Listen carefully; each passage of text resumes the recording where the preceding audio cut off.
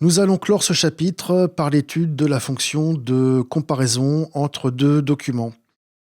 Pour ça, je vais demander à afficher ces deux documents en mosaïque verticale, donc deux documents identiques mais qui ne sont pas identiques. Il y a des différences entre les deux. C'est pas le jeu des 7 différences, c'est beaucoup plus important que ça.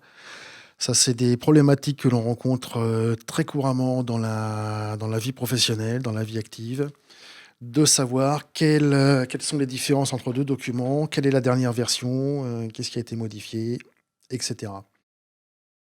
Donc si on se fie à ses yeux, ce qui est une très très mauvaise idée, mais on peut commencer par ça, c'est ce qu'il y a de plus immédiat et de plus naturel. On voit bien que sur la photo qui est en bas à droite, il y a une différence flagrante. La photo a été retournée. Après, pour le reste, il y a certainement des différences, beaucoup plus qu'on ne croit, mais ça ne crève pas les yeux. Là, on a une différence dans les virgules. En bas, dans le texte blanc, où sont les autres différences? On va demander au logiciel de nous les indiquer. Donc pour ça, on lui demande de comparer les documents. Bien entendu, comme ils sont déjà ouverts, il va nous comparer les deux documents qui sont ouverts. Ils sont déjà présélectionnés dans le menu déroulant. Si ce n'était pas déjà fait, on pourrait sélectionner pour aller chercher un autre document. La seule chose qui nous reste à faire ici, c'est d'indiquer le nombre de pages que l'on veut comparer. Donc ici, on va comparer les deux pages à chaque fois et indiquer à quel type de document on a affaire. Donc ici, on va plutôt prendre magazine, s'agissant d'un flyer. Pour moi, ça ressemble plus à cet intitulé à gauche. Dernière chose qu'on peut faire aussi, c'est ne comparer que le texte, puisque quand il y a des corrections ou des modifications qui ne sont faites que dans le texte, ça n'a pas de sens d'aller demander au logiciel de vérifier toutes les images.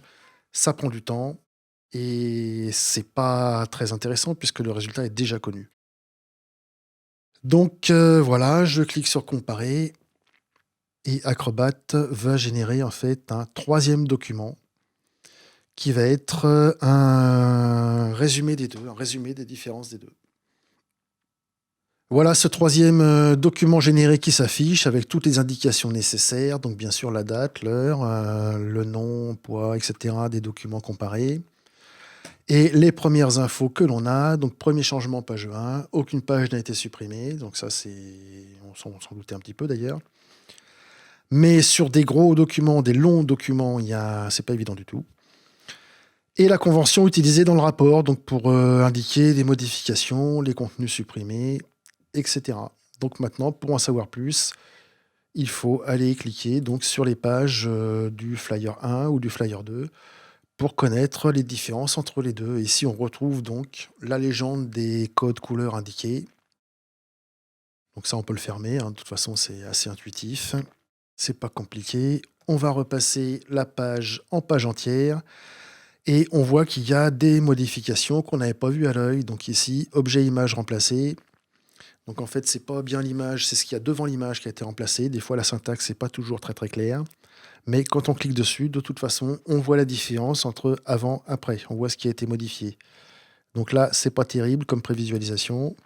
On va essayer l'autre. Là, on voit bien ce qui s'est passé, oui. Il y a apparemment eu un décalage. Les textes ont été décalés. Donc ici, même chose, il s'est passé que le texte a changé de couleur peut-être ou quelque chose comme ça. Donc on va pas jouer au jeu des 7 devinettes, mais simplement pour noter. Donc là, on a toute l'image qui est surlignée. Donc à l'évidence, on voit que l'objet image a été remplacé. Donc là, on voit bien le avant-après. En fait, elle n'a pas été vraiment remplacée, elle a été pivotée. Donc on a un effet curieux d'ailleurs ici sur l'image de droite qui apparaît en double et en surimpression. Et sur les autres pages, les autres différences sont indiquées. Donc ici, tout a été modifié apparemment. Tout le texte a dû être formaté. Il y a les logos ici sur le côté qui aussi ont été changés. Donc on a bien un outil très précis et assez puissant pour nous permettre de comparer les différences entre deux documents similaires à première vue, mais pas exactement identiques.